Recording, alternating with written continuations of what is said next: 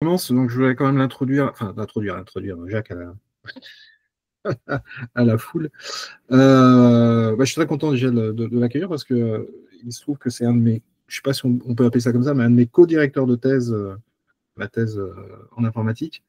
Donc c'était pas revu depuis très longtemps et je suis content de voir qu'il habite à Toulouse et qu'il s'est laissé pousser les cheveux et qu'il fait du chanvre dans les murs. Donc ça En c'est plus, on top. peut tomber encore. Voilà. Donc, et voilà, il a travaillé, je pense, tu as dû travailler toute ta carrière à la DGA, donc tu as peut-être deux, trois réflexes et deux, trois connaissances sur le domaine. C'est pour ça que je suis venu t'interroger. Et je te remercie d'avoir accepté encore une fois. Oui. Donc, ça a disparu. Attendez, je le remets. Mais voilà, donc là, vous l'avez. Dispositif d'accompagnement. Donc, ce que j'ai compris, c'est que j'allais avoir en face de moi des entrepreneurs, enfin des gens qui sont dans l'industrie et qui sont intéressés par avoir des portes d'entrée à la DGA, disons dans les financements de la DGA. Donc, c'est comme ça que Yes, sir. j'ai articulé ce que j'avais à vous présenter. Vous m'interrompez quand vous voulez, hein, évidemment, hein, on va pas attendre, on va pas faire quelque chose de formel. Je pense que j'ai une vingtaine de planches, donc j'ai pour une trentaine de minutes à parler, mais on peut faire plus, on peut faire moins, voilà. C'est pas exactement officiel comme exposé, c'est-à-dire que je ne suis pas forcément la personne qui serait la plus officiellement en place pour vous présenter ça. Il y a des gens qui c'est le métier, mais je l'ai été à une époque. Je me suis trouvé dans cette situation. C'est pour ça que j'ai répondu présent à la demande de Serge. D'ailleurs, donc voilà, en quelque sorte, une planche égocentrée, hein, on va dire. Donc, j'ai un doctorat Paris 11, un diplôme d'ingénieur. Bon, voilà. Et mes domaines de prédilection, donc scientifique et technologique, ça a été au départ donc l'image et le signal. Ensuite de ça, j'ai dirigé un groupe de robotique, j'ai fait beaucoup de maths appli. Et puis, dans les années 2015, j'ai intégré un groupe où on parlait de navigation et de guidage. Alors, navigation et guidage, ça fait penser à plateforme inertielle, à gyroscope, à des choses comme ça. Et c'est précisément ça. Et puis, mais avec des technologies plus modernes. Et puis, j'ai fait également du quantique. Alors, des technologies quantiques, c'est-à-dire il n'y a pas d'informatique quantique, mais la quantique a d'autres implications au niveau des lasers, au niveau comment dire, des condensats, de Bose-Einstein, pour les gens qui connaissent le mot, etc. Et je me suis trouvé un petit peu avant ça, mais je l'ai mis après parce que c'est moins aujourd'hui ce dont je peux me réclamer. Je me suis trouvé impliqué pas mal dans ce qu'on appelle la sécurité globale, c'est-à-dire tout ce qui touche à la sécurité, c'est-à-dire aussi bien la surveillance vidéo que la surveillance, la couverture missile, que les drones, etc. Et tout ça dans le cadre de H2020, donc de Horizon 2020 à l'Europe, puisque j'étais correspondant et que je devais me déplacer à Bruxelles un certain nombre de fois. Et puis, pour mon dernier poste de carrière, donc je suis arrivé en Occitanie, donc je suis à Toulouse, et physiquement, où je m'occupe à nouveau d'images en multi et hyperspectrales. Voilà. Alors, j'ai mentionné que j'ai parlé à un moment donné officiellement en matière de financement parce que je me suis trouvé à l'ancêtre de l'AID, donc à la MRIS, en 2005, à sa fondation. Et avec mes collègues, notre but, c'était justement de financer la recherche, entre autres. Il y avait d'autres finalités, mais il y avait surtout ça, financer la recherche. Donc, au travers de l'ancêtre des rapides, qui s'appelait les REI, les recherches explorateurs et innovation. Et donc, j'ai vu beaucoup de sociétés, de PME. J'ai vu des grands groupes, j'ai vu des pôles de compétitivité, j'ai vu également des responsables à l'Europe. Voilà, j'ai travaillé pour la DGE, la Direction Générale des Entreprises, pour le FUI 23 qui était axé sécurité. J'étais le correspondant au pôle systématique, correspondant DGA. Voilà, et donc H2020, je viens d'en parler. Je me suis également commis dans des groupes à l'AFNOR, la fuite, la prévention des fuites d'informations. Et j'ai été beaucoup à l'ANR, donc à l'Agence nationale de la recherche, où je suis intervenu dans un certain nombre de groupes. Voilà. Et après, une activité plus scientifique, j'étais au conseil scientifique de l'INRIA, à celui de l'ONERA, à l'IGN, bien sûr, et une fois au laboratoire d'informatique de l'IX. Voilà. Et puis, je suis toujours actif en matière de publication. Voilà, mais je vous passe tout le reste. Donc, au niveau de la DGA, la raison pour laquelle j'ai accepté de vous... Enfin, j'ai répondu présent à l'appel de Serge, c'est que je suis intervenu dans des... J'ai suivi, bien sûr, des contrats rapides, mais je suis intervenu dans des comités rapides. C'est-à-dire que je faisais partie des instances de sélection et j'ai quand même, je pense avoir une bonne vision de la manière dont ça se déroule. Et comme j'ai vu par ailleurs, alors là, il a bougé tout seul, comme j'ai vu par ailleurs un certain nombre de sociétés et de propositions, et que parfois je me disais, ben, c'est dommage, ces gens-là, ils ont quelque chose, mais leur dossier est mal ficelé. Et je me suis dit, ben, un jour, si je peux rendre service, si je peux expliquer à des gens comment mieux présenter un dossier, eh ben, peut-être que je le ferai. Donc, ben, c'est assez curieux parce que vous voyez, l'invitation de Serge répond un peu à ça. L'occasion. Voilà. Et j'ai été aussi, ça c'est le tout dernier point, j'ai été responsable des brevets en guidage navigation. Donc, ça faisait un flot de brevets d'à peu près, on va dire, 150 brevets par mois qui étaient soumis à l'examen de la DGA.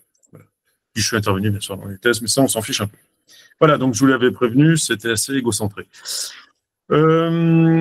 Les financements de la DGA, on va en parler tout de suite après ça. Un petit rappel sur l'échelle des TRL. Je pense que tout le monde à peu près a une vision de cette chose-là. Alors la DGA, la vocation de la DGA, donc la DGA c'est une grande entité, hein, c'est une direction. Ça a été une délégation, mais c'est pareil, sauf d'un point de vue juridique. La vocation de la DGA, c'est de préparer le futur. Donc, on finance des recherches. Alors, tout d'abord, on finance des thèses. Et même en amont des thèses, on finance des projets libres. Il y a des petites choses qui émergent de temps en temps et qui peuvent être financées au coup par coup. Donc ça n'apparaît pas dans les financements, mais c'est possible. Ensuite, on finance des thèses. Donc, des gens qui vont travailler 3 ans sur un sujet et qui vont aller au fond de ça.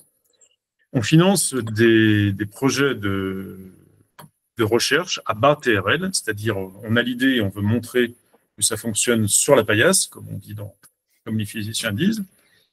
Et donc ça nous emmène à des TRL de, on va dire 4, peut-être 5 à la rigueur, mais voilà, ça va guère plus loin que ça. Donc on a démontré un concept, voilà, et après, il y a un problème, c'est la vallée de la mort. Hein. Donc un industriel connaît ça. C'est le fait que vous avez quelque chose qui fonctionne, en principe, en théorie, un petit peu en pratique, ça fonctionne sur la paillasse, et pour arriver à en faire un produit industriel, là, c'est très compliqué. Parce qu'il faut franchir ça, et il n'y avait pas vraiment ces financements autrefois. Je pense que la DGA a remédié un petit peu à ça. Maintenant, il y a un accompagnement qui va. Donc, ce que je vais vous présenter, donc maintenant, c'est la suite, c'est ça. C'est différents dispositifs de financement. Mais ce qu'il faut bien voir, c'est que la DGA, il y a quand même je vais dire, une sorte de, je ne sais pas si mes collègues d'aujourd'hui diraient ça comme ça, mais une sorte de bienveillance. C'est-à-dire que vous allez avoir, à partir du moment où vous êtes financé, le but de la DGA, c'est que ça fonctionne, que ça aboutisse à quelque chose. Donc, il faut donner les moyens aux ingénieurs de la DGA de vous suivre. Je vais le rappeler ça un peu plus loin, mais c'est principalement vrai dans le cas des subventions. Parce qu'on a eu le cas de PME, je l'ai vu un certain nombre de fois, qui s'imaginent qu'une subvention, ça dispense, on va dire, de devoir rendre compte. Alors, c'est vrai en théorie, mais il faut donner les informations. Il faut que les ingénieurs de la DGA puissent vous suivre, et ensuite, ils valorisent le projet, on montre l'intérêt, et on peut continuer. Vous voyez, ça, c'est important. Bien, alors, les dispositifs d'accompagnement. Alors, vous les avez à l'écran, là. Il y a les projets de recherche, c'est ce que je disais, c'est à bas TRL, mais ça peut aller jusqu'à un TRL de 4-5, quoi, disons. Il y a les projets d'accélération de l'innovation, donc il y a les ASTRID, donc les ASMA, il y a les rapides. Les PIP, les projets d'innovation participative, ça ne vous concerne pas, ça concerne essentiellement les personnels de la défense, donc je n'en parlerai pas. Et puis, il y a les projets de technologie de défense. Là, c'est pareil, ça concerne en théorie également les entreprises, mais on va rester sur la colonne de gauche. Alors, projet de recherche. Les ASTRID. Donc, ce sont des subventions. Ce sont des subventions avec une dotation maximale de 400 kg € par projet. C'est pas mal, c'est pas forcément énorme, ça dépend de la taille de la PME, bien sûr. Parce que après, assez rapidement, si une fois que vous avez soustrait le matériel, les charges et tout ça, et finalement, sur une durée d'un an, c'est jouable. Sur 2-3 ans, ça peut être relativement faible. Voilà, c'est de 1 an et demi à 36 mois. Donc là, c'est vraiment identifier les ruptures technologiques potentielles. C'est-à-dire, vous avez une idée. Alors, j'ai oublié de préciser à un moment donné, en général, quand même, tout ce que vous pouvez proposer doit être dual. C'est-à-dire, ça vous intéresse, vous, en tant qu'entreprise du milieu civil, vous allez développer ça, mais ça peut avoir une application défense. Bon, en général, ça a rarement purement une application défense. Donc, ces astrides, là, vous avez une idée. Vous voulez montrer que cette idée peut fonctionner. Et donc, l'astride convient parfaitement dans ce cas-là. Et donc, avec un financement relativement limité, 400 kg €, vous allez avoir entre 18 et 36 mois pour le développer, pour démontrer que c'est faisable. Mais on ne va pas vous demander à la fin d'avoir un produit qui marche. C'est-à-dire que vous avez même le droit d'avoir un produit qui ne marche pas. Vous n'aurez pas à rendre compte.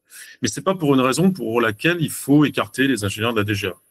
C'est peut-être intéressant de savoir pourquoi ça n'a pas fonctionné, parce qu'on peut très bien ressolliciter ensuite une astride pour essayer de débloquer le problème. Vous voyez ce que je veux dire? Je sais pas, j'espère que je suis clair. Voilà, donc ça, c'est vraiment le truc de départ, l'astride. Bon, après, il y a plus amont, on va dire, il y a la thèse, mais je ne suis pas certain que la thèse vous intéresse, au moins pour les personnes que j'ai vues, là même. Je me fais peut-être une fausse idée, mais enfin bon. Donc la thèse, elle est là, elle a été placée dans cette présentation après. Bon, c'est aussi une subvention de thèse. Une thèse, on peut ne rien avoir démontré d'important. Alors, c'est pareil, je me suis trouvé également dans des processus de sélection de thèse. J'ai traité, parce que j'ai des traces et j'ai tendance à compiler, j'ai traité près de 400 thèses au cours de mon activité. Donc, voilà. Aujourd'hui, les thèses sont principalement toutes cofinancées. Vous avez la planche, je ne m'attarde pas dessus. Thèse CIFRE défense, c'est pareil, mais anciennement CIFRE. Thèse idée, ça c'est encore autre chose. Et dispositif école, ça ne vous concerne pas. Alors, on va en venir au rapide. Excuse-moi, Jacques. Oui. Pour revenir aux thèses, donc là, les thèses, elles peuvent être. Excuse-moi. Donc, il y a deux types de thèses. Il y en a une qui est financée. Alors, il y a les thèses classiques et les thèses CIFRE. Mais la thèse classique, il peut y avoir des financements de l'armée pour une thèse qui se passe pour un thésard en commun avec une société? Oui, la moitié est financée par la DGA, par un abondement mixte CNRS INARM, en fait. D'accord, mais ça peut être comme une bourse CIFRE, c'est-à-dire avec un industriel dedans? La bourse CIFRE, l'industriel a totalement le pilotage de la thèse. Ok. La thèse classique, donc le classique au sens de la DGA, la thèse classique, c'est une thèse et elle peut avoir quand même des visées plus académiques. Ok. Je peux compléter, j'ai une question. Allez-y. Nous, on lance une thèse CIFRE en codirection avec 2 laboratoires. Oui. Le laboratoire qui est le lab de l'EFRAY, l'EFRAY Research Lab, et l'autre, c'est l'IRBA, donc l'Institut de recherche. L'EFRAY, le premier, le laboratoire, le EFRAY Research Lab, c'est une école plutôt orientée data IA. Oui, bah c'est ça le nom. Le deuxième, c'est l'IRBA. D'accord. IRBA, l'Institut de recherche biologique des armées. Des armées. Oui. Et donc, il y a un financement de 14 000 € par l'ANR, puisque c'est une thèse CIFRE, on va poser le dossier. Est-ce que dans ce cadre-là, il peut y avoir un abondement ou quelque chose supplémentaire dans la mesure où on travaillerait avec l'IRBA? Non, ces choses-là sont définies telles qu'elles sont, il n'y a pas de modification. Non. Ok. Donc la thèse CIFRE défense, c'est très spécifique. Oui, c'est en fait ce qui est indiqué sur la planche et ça ne se modifie pas. Okay. Ces choses-là. Par contre, il pourrait y avoir après un Astrid à demander en 2026. Ouais. Pour compléter, aller plus loin dans les travaux de recherche. Oui, c'est possible. Alors après, au niveau des articulations, il faut bien regarder si on peut ou pas impliquer un des profs qui est déjà dans la thèse, etc. Il y a des petites subtilités, mais bon, tout ça peut se poser par écrit, puis ensuite on résout un par un. Voilà. En général, les thèses, bon, j'avais passé rapidement, excusez-moi, sur les thèses, je pensais que c'était peut-être un peu hors sujet, mais en général, les thèses, d'ailleurs pas en général, les thèses ne concernent que des étudiants, même pas européens, des étudiants en France. Il doit y avoir la Suisse également qui est autorisée. Oui, c'est marqué en bas. Donc, c'est des étudiants en France qui relèvent de l'Union européenne, du Royaume-Uni ou de la Suisse. Voilà. C'est un petit peu plus large que ce que je disais à l'instant. Voilà. Donc, on ne peut pas prendre d'étudiants chinois, c'est ça que je voulais dire. OK. Je continue? Yes. Merci. Alors, allons-y. Donc, je passe les thèses idées. OK. Et les thèses écoles. Et pour arriver au dispositif de projet et d'accélération de l'innovation. Voilà. Donc là, on est sur un volet plus important. On a des financements qui peuvent aller jusqu'à 800 kg par projet.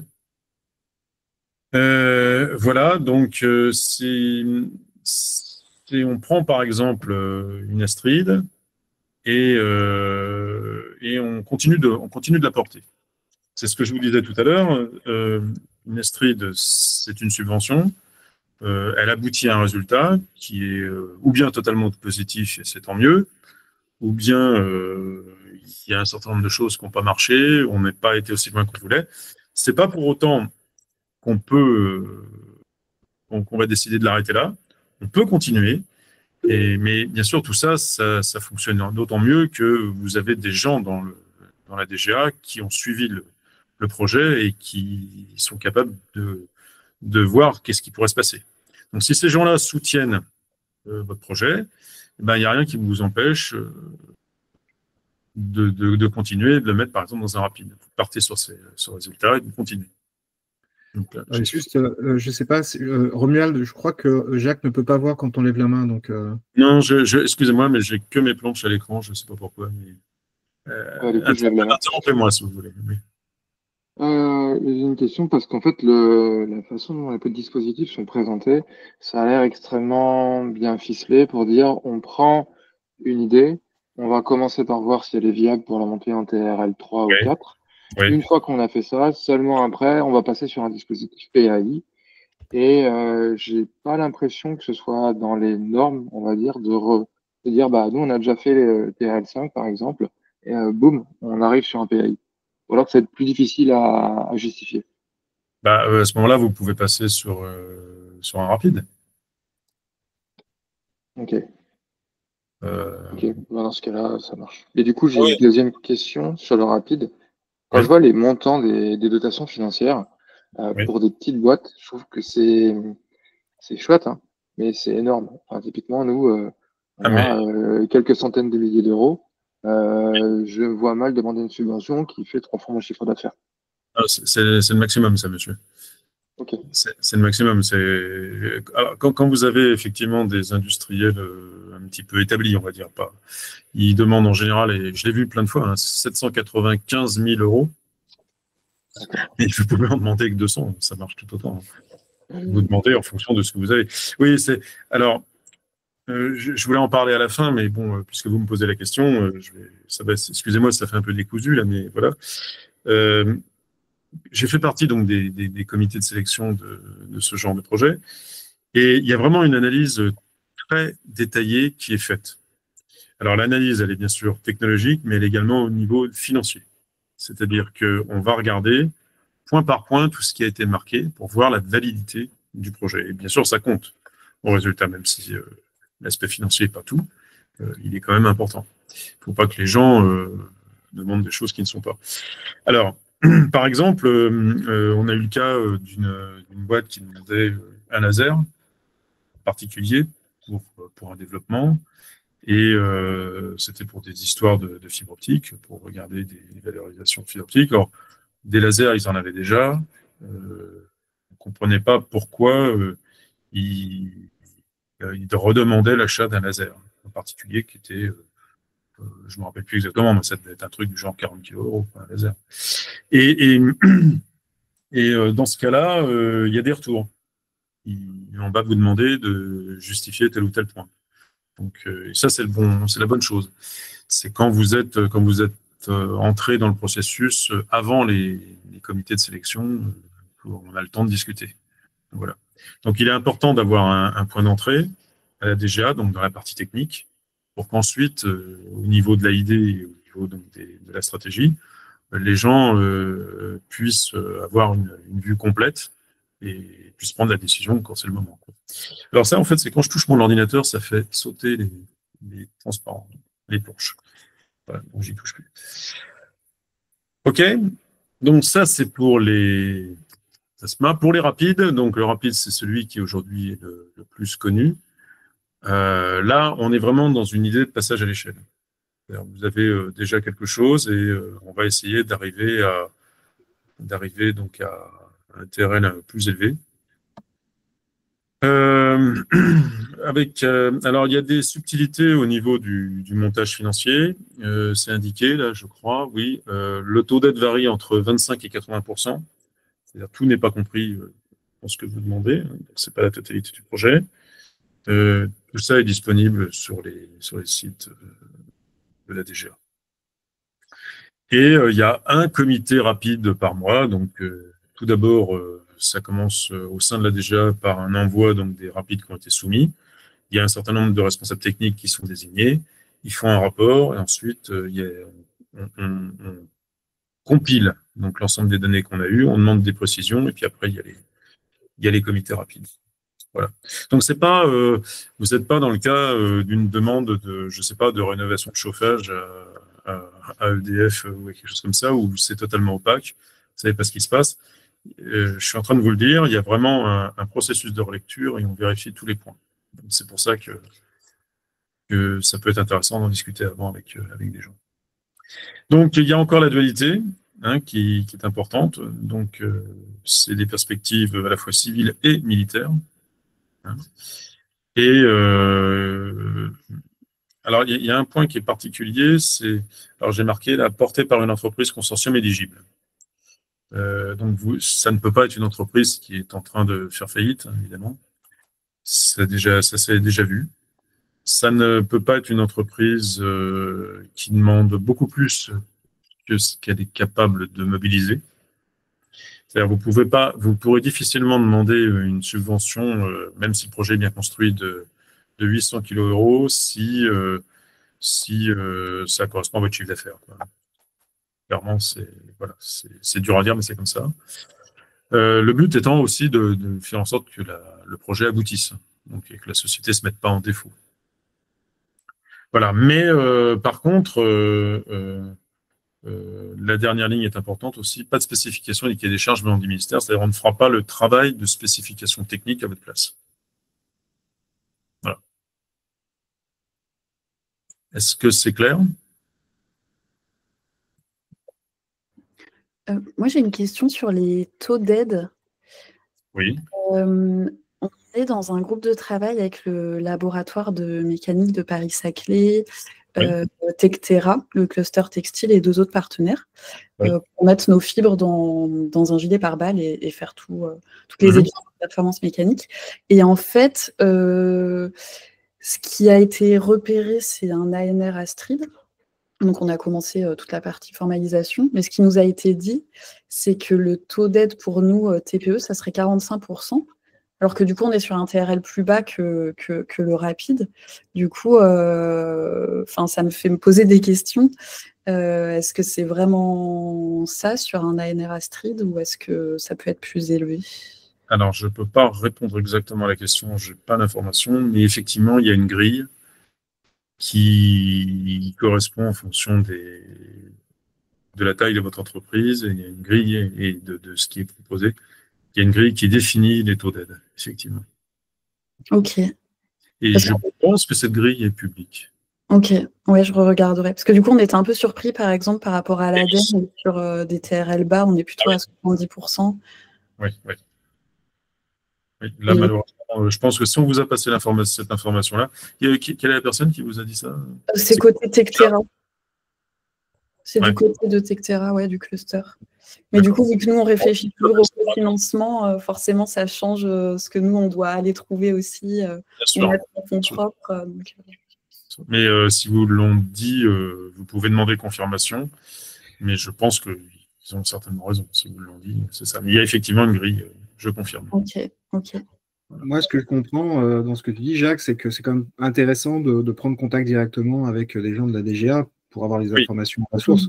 Oui. Et c'est peut-être beaucoup d'aller leur demander confirmation à eux et éventuellement conseil d'ailleurs pour. C'est ce que je comprends, hein, c'est qu'apparemment il y a quand même pas mal d'échanges en amont. Ah, tout à fait. C'est pas. Je sais pas si vous avez des acquaintances, si quelqu'un a des acquaintances avec l'EDF. J'avais rien contre l'EDF quand je disais ça, mais c'est vraiment. On est vraiment dans une approche où on cherche à faire aboutir un projet. Et la DGA est vraiment dans son rôle de soutien de l'industrie. C'est-à-dire que le but, c'est vraiment de faire en sorte que les gens puissent travailler et arriver à quelque chose. Donc, il y a à aucun moment, on ne cherchera à mettre en défaut l'industriel. Et franchement, je l'ai constaté. Hein, ça fait plus de 15 ans que je m'intéresse à ça. C'est un sujet que je connais bien. Donc, pour arriver à ça, tout ça pour dire... Donc après, bien sûr, c'est louange que je viens de faire.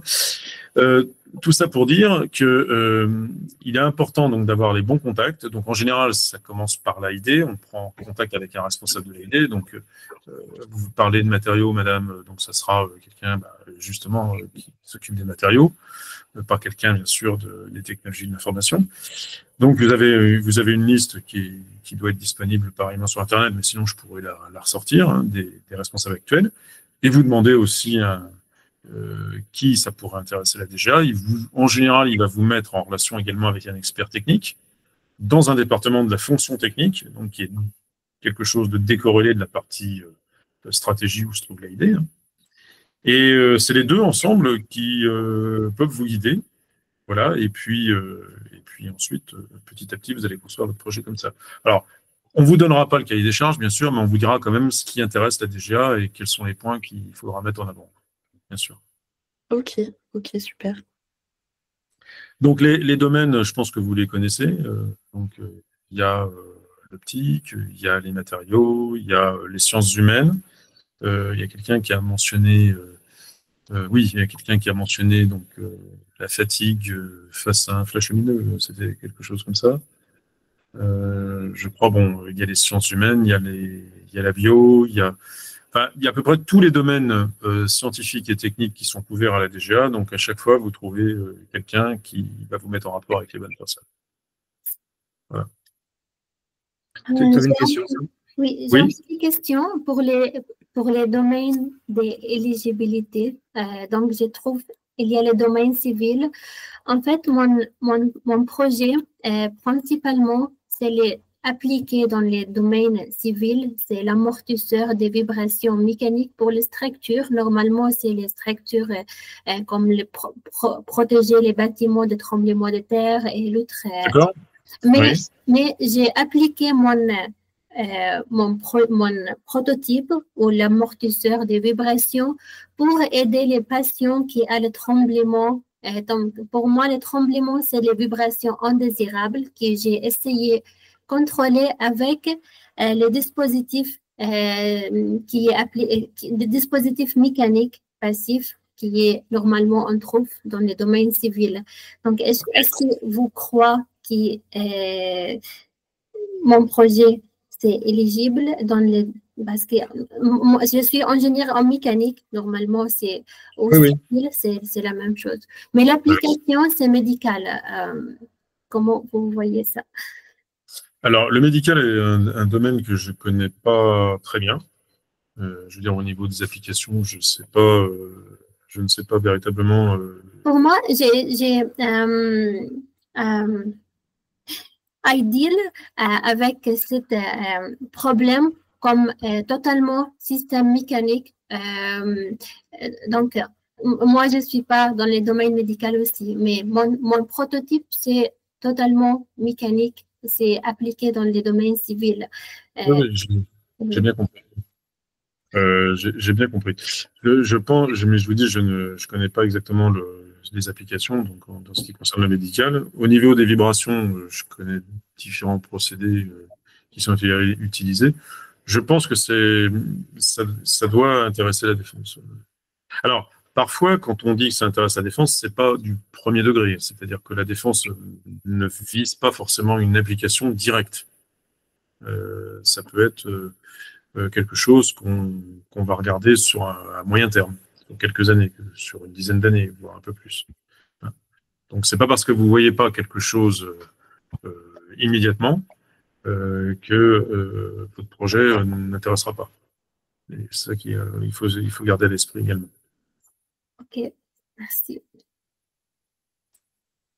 Parce que ça peut être du coup des applications. Ah, pardon. J'ai pas compris. Non, parce qu'on était deux à parler en même temps, c'est pour ça. Excuse-moi, Damien. Oui, dans le cas particulier donc de Sarah, ce qu'elle est en train de raconter, donc ça peut être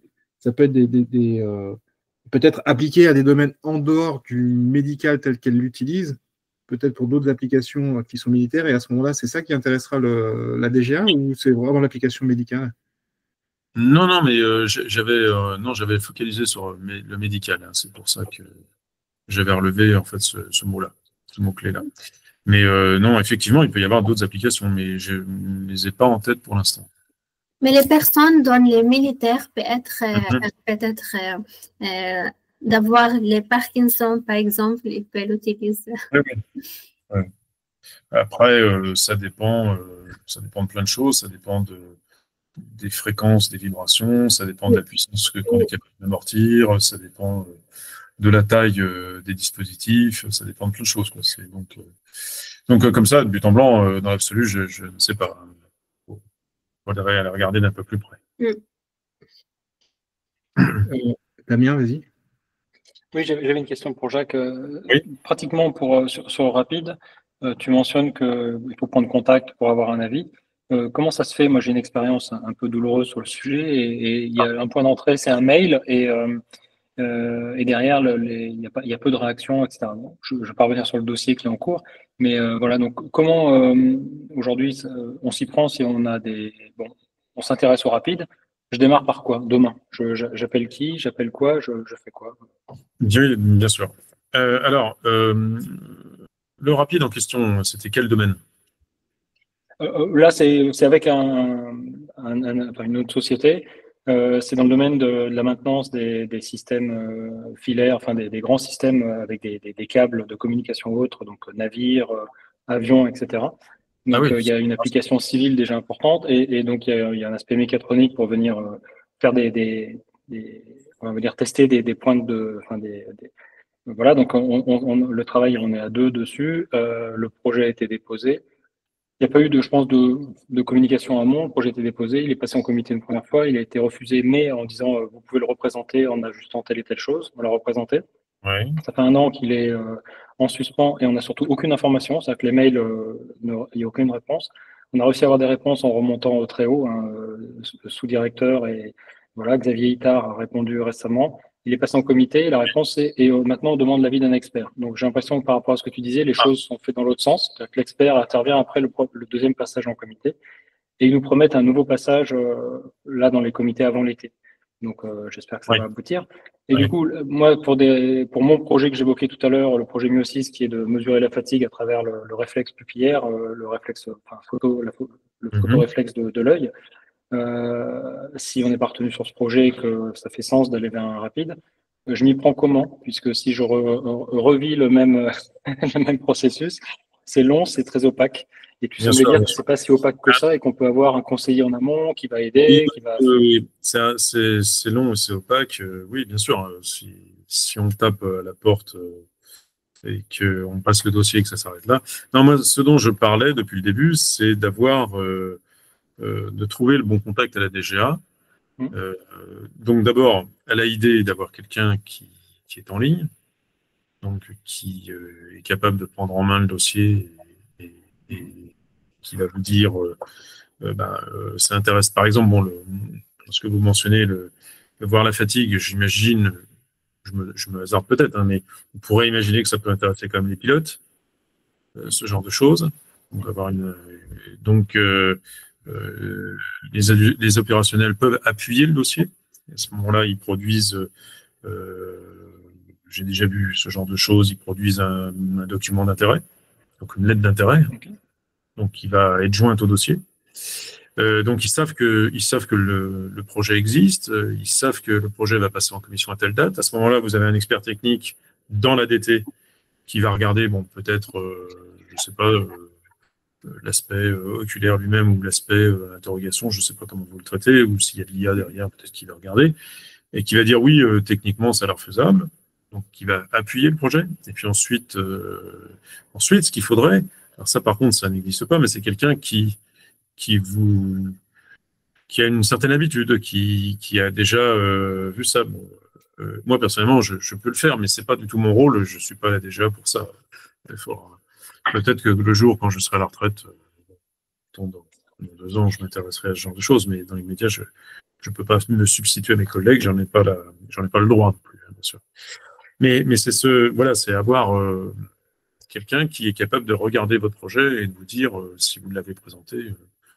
Mais il faut trouver la personne. Je ne mets pas en cause ce que vous avez fait, bien sûr. Hein.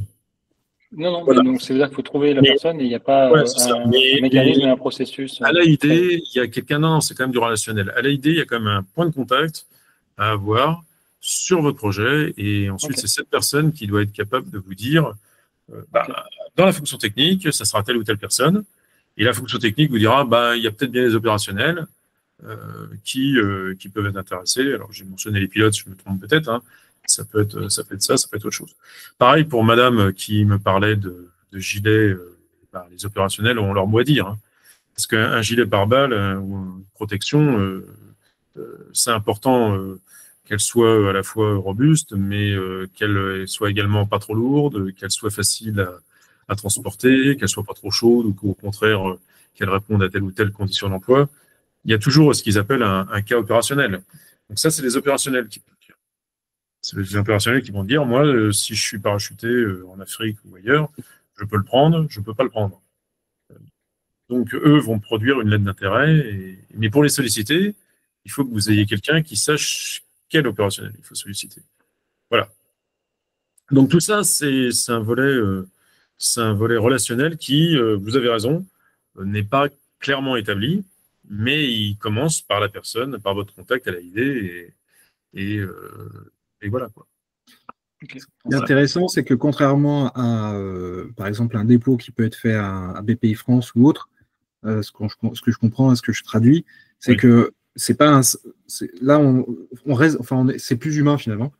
C'est-à-dire qu'il faut quand même trouver quelqu'un qui a un intérêt et qui va pouvoir dire oui, pour nous, c'est intéressant. Là, l'armée va s'y intéresser. Là, c'est pas comme BPI-France, nous déposons le dossier, et puis c'est juste un comité qui regarde et qui juge. Ouais. Donc, faites le travail comme des commerciaux, finalement. Allez trouver les personnes qui ont un intérêt pour votre produit et puis montrez-lui, et puis démontrez-lui que c'est intéressant et la personne va vous appuyer et c'est comme ça que ça va passer. La DGA, c'est à peu près 10 000 personnes. Dans la fonction technique, il y en a quand même plusieurs milliers. Et il y a forcément quelqu'un qui raisonnera au projet que vous lui apporterez. Voilà. Après, donc j'en étais au rapide. Après, il y a les PAI. Quoi d'autre ? Et les autres dispositifs, mais qui ne vous concernent pas directement. Bon. Ce que je vais faire également, donc excusez-moi, j'ai été un peu vite, donc j'ai passé le PIP, donc je vous ai dit qu'il concerne des gens de la défense, donc ça ne me concerne pas. Ce que je vais faire, c'est que je vais mettre les liens, parce que là ils sont en bleu, mais il y a pas, je me suis aperçu que les liens ne fonctionnaient pas. Je vais mettre les liens sur cette planche, et puis je la passerai à Serge, qui pourra la mettre à disposition si ça peut vous être utile. Bien sûr, si vous avez d'autres questions qui vous viennent par la suite, n'hésitez pas à me contacter. Je suis soit vous demandez directement à Serge, soit vous pouvez m'écrire à l'adresse mail qui est tout en bas de cette planche. Je suis également disponible sur LinkedIn, bien sûr. Excuse-moi. Roland, t'es en mute, Roland. C'est pour ça qu'on t'entend pas. Hein. Tu ne peux pas réagir, Jacques, si tu veux. Merci, Jacques. Je pose ma question très annexe parce que je ne suis pas en technologie du tout. J'apporte Médé qui permet de repérer des tentes de secours que monte l'armée, notamment pour les populations civiles. Il y a par exemple le service de santé de l'armée, mais il y a aussi d'autres services de l'armée qui apportent de la logistique aux civils. Oui. Je ne sais pas comment et à qui je peux m'adresser, que ça a une utilité directe pour les fonctions de l'armée et qu'on m'écoute. Alors, ça concernerait quand même quelle gamme de matériel?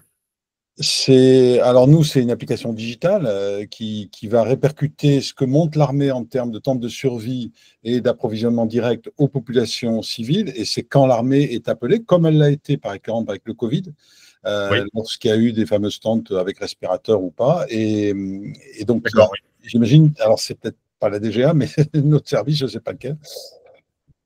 Alors, ce que je vous propose, c'est à vous toutes et tous, ce que je vous propose, c'est que si vous avez un problème spécifique, comme dit Monsieur Fredet, c'est ça, envoyez-moi un tout petit peu plus de précision, parce que là, j'ai pas pris de notes, parce que j'ai deux écrans, un clavier, enfin, c'est un peu encombré.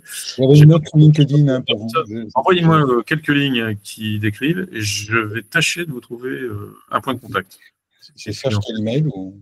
Oui, en fait, Jacques, ce qu'a dit Jacques tout à l'heure, c'est qu'il allait m'envoyer la dernière page de sa présentation avec tous les liens, plus son adresse mail, et je la mettrai dans le replay. OK? Enfin, en dessous du replay. Ça marche. C'est super sympa, Jacques, de prendre ce temps. Non, mais je vous l'ai dit, j'ai vu beaucoup de sociétés, beaucoup de PME au cours de mon activité quand j'étais donc à l'AMRIS et puis après à H2020. Franchement, je suis épaté toujours parce que les gens sont capables d'apporter. Ça me paraît logique. On est là pour servir ce milieu. Ça me paraît logique de fournir les informations. Et donc, je suis prêt à le faire, évidemment, jusqu'à un certain point, je vous dis. Et puis, je peux pas non plus me mettre trop en avant puisque aujourd'hui, ma fonction là déjà, c'est pas ça. C'est une fonction essentiellement technique sur les imageurs spectraux et multispectraux. J'y reviendrai peut-être plus tard. Je vous dis quand je serai à la retraite dans 2 ans. T'es reparti dans la recherche, quoi. Oui, tout à fait. Ça m'intéresse tout à fait. Mais je trouve que tu m'as posé la question et bon, j'ai cette connaissance, donc je peux le faire, quoi. Ça va pas me demander un effort trop important, donc je peux rendre service. Voilà. En tout cas, merci beaucoup. Est-ce qu'il y a d'autres questions avant qu'on mette fin à la presse? S'il n'y a pas d'autres questions, donc vous pourrez les poser après, comme l'a proposé Jacques. Je te remercie en tout cas beaucoup pour ton temps et d'avoir préparé ces slides et nous avoir éclairé un petit peu sur le fonctionnement des financements EDGA. Moi, j'ai appris des trucs, donc je pense que tout le monde en a appris du coup. Merci beaucoup. Merci Jacques. Merci de votre attention. Merci. Et puis, au plaisir.